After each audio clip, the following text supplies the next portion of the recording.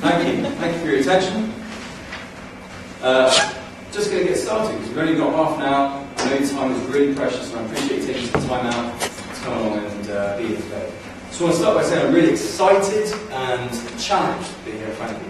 Excited because I get to give something back to you guys, Met Office, colleagues, friends. I'm also challenged because usually this kind of stuff I do last a couple of hours, or can be like an 8-hour course that I go on and have lots of fun with and get people to explore some of their own potential. So I've been best what I can, and I was trying to think out, well, what can I give you in this half hour? Keep it nice, short, and concise. So I hope that's all good for you. Is that all right? So really, you all come here with different questions that you want answered. Okay? Some of you might be thinking, I hope someone would pick on me to do some role play. You don't have to worry about that. Some of you might be thinking, how to keep his beard trimmed? Okay? But I'll tell you what, one question you should be asking yourself is, what do I want? And this is going to be one of the themes that we have through this quick half hour. What do I actually want? And we're all here because we want something slightly different. Now the question is, we've been trying to find out the answer to that question as we've been going through our lives. And for whatever reason it is, we come now to this position where we're sat here, and I'm here speaking and talking to you, just helping you to ask these questions to try and get the answers out of you. Now I don't know what the answers are. You do. They're inside you. This question is teasing that out. Okay? So when we're thinking about what do we want, we've got to be really specific. Really, clarity is power in this. If you're not specific, you kind of meander through life, you kind of pinball around about, oh, that looks good, that looks nice, I'll try that. But unless you actually are specific about what you want, both in your relationships, your work, your career, your health, spirituality, your emotions, your thinking, your psychology, whatever it is, unless you're clear about what you want, I guarantee you won't achieve it.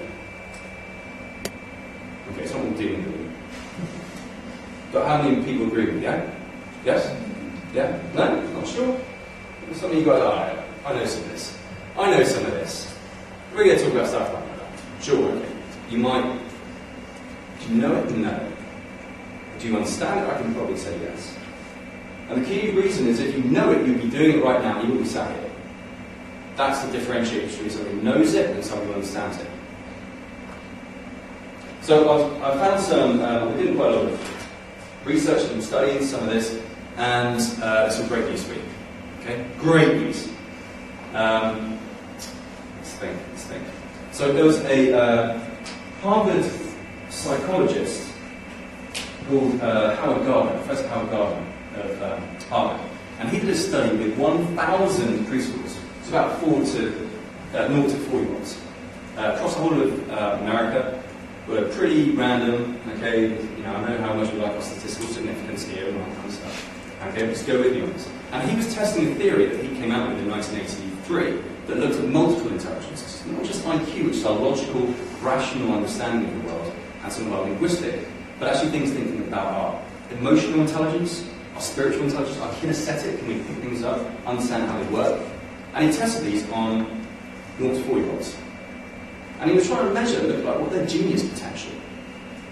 Well, this was a kind of side product that came out of it. Now, everyone can see the board, right? So between 0 and 100% of those 1,000 preschoolers, how many do you think it would be, roughly? This is part of the interaction bit. I really like the interaction side. So you can shout out, not too loud.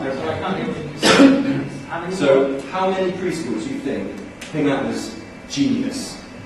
90. 90? Okay, that's a high one. Okay, 90. Start at 10. 1. Who was that? Someone's less confident. Okay, 1. That's probably that now and then. There's a big spectrum, guys. So you're picking up between you and 1. Quick. 3 or 70. Okay, well, I like your enthusiasm. Okay, do you want to know the actual number? The actual number is this: 100. All of them. That means you. Every single one of them displayed genius potential on all of these different tests that he designed to measure all of these different intelligences. Now, immediately, your brains start rationing in quickly, thinking, I always told my wife I was a genius. Or, there is no way that guy over there can be a genius. Or, my manager just doesn't understand. Okay? You kind of go through this process. And these are some of the questions you're asking right now, Dan. Or if you're not, you're starting to also then think about, well, frankly, what the hell happened? Because if I'm a genius, why aren't I skyrocketing through success in anything that I'm doing? True or true? Yeah? Okay, good. Now here's the kicker. Okay, this is the good news. And what comes with good news?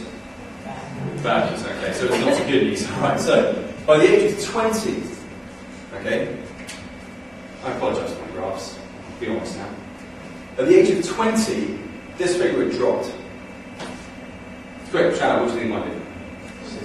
60, 30, 10. Okay, well, unfortunately you're all very generous. There's actually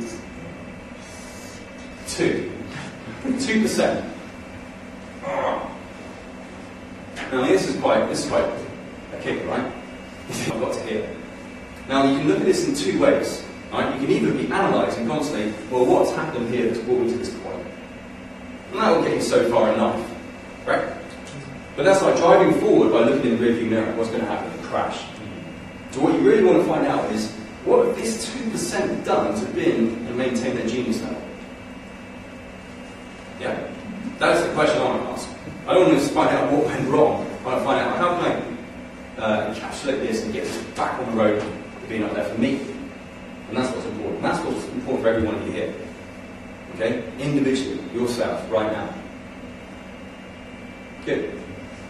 So, thinking that, so this comes on to the empowerment bit. I didn't really know what else to call the course, but I thought empowerment would get you all in here and go, oh, it's power, I need some of that. Break some balls or something. Okay. We do that another time. But this 2% is where you can change. And you need to change, because this isn't just going to come to you. You're not just going to magically find this to be this 2% of this genius. Because you haven't. How can you? Okay? What was Einstein's quote? The definition of insanity is doing the same thing over and over and over again, expecting a different result.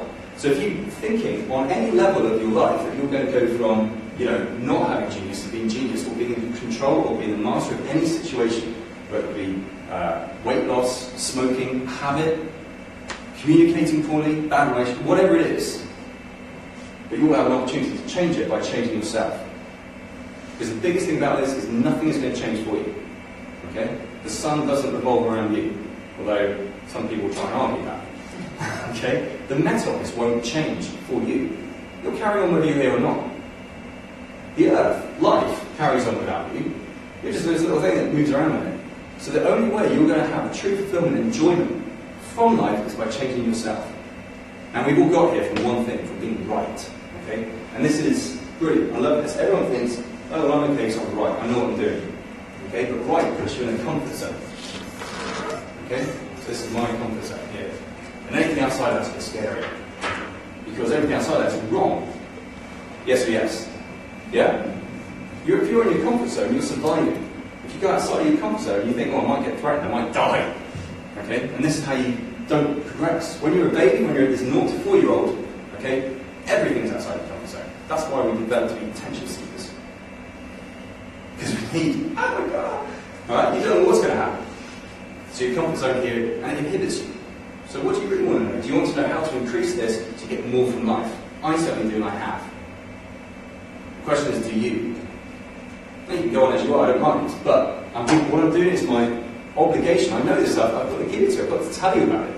So otherwise you're just going to carry on, and that would be a disservice to you, as people who I work with and know and like, and, want to be friends with. Good or good? Good? I think it's good. Come on. You know how many years it's taken people to get to this? I'm just giving you like what? That's less than 10 minutes. Okay, so how can I change? That's the next question, right? Okay, fine. Want to change? Got to change somehow. You got any ideas? Well, I don't want to start. I'll tell you. Okay, so it's this. This is the secret.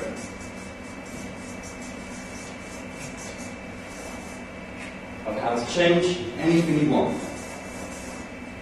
This word? Sorry, hello? You can read, you know what this word is, right? I've actually just demonstrated it back. I don't know. What's the word? Confidence. Confidence. Comes from the Latin confidere. I don't know, slightly French then. But confidence in Latin, confidere, means belief in. To believe in. Believe in oneself. We always say when you're confident person, you believe in yourself, 100%, right? You think about anyone in the office, in any kind of leadership role, anyone who's a sporting icon, anyone who is a music icon, whatever it is, anything, and they're 100% confident of their skills, their knowledge, and their competency in that. Yes or yes? Yeah? So when we always put forward this thing, so I love it when people come and fill in here, and I'm really not confident, I'm really going to sit at the back. And then it's like, oh God, I'm the last one, and you have to sit at the front, oh man! Well, why do you sit at the back?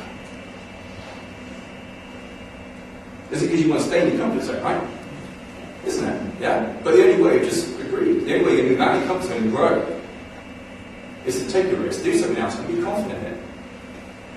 It's alright. I mean, what's your name? Sean. I haven't picked on you yet, have I?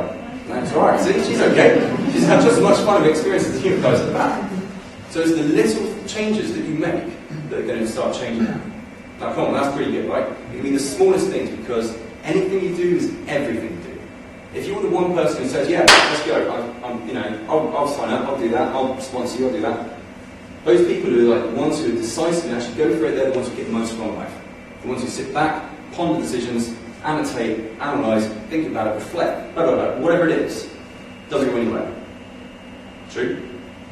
And we've all had experiences where we've done ourselves, where we've made like a quick decision, gone for it, and thought, wow, this is great. And we've also had other ones where we've agonised over something for however long, and the opportunity slipped away. Yeah? So, what does this mean? So if we are confident, or if we're not confident, what difference does that make? So, would you like to know a story? Yeah? Quick bit of story time? Okay. So, for this you want to lean forward slightly. Come on, lean forward. I'm not telling you the story. This is a secret story. Come on, Claire, even you. Okay, do you want to lean forward? Yes, Stacey, I'm at the back. Very good. Okay, so.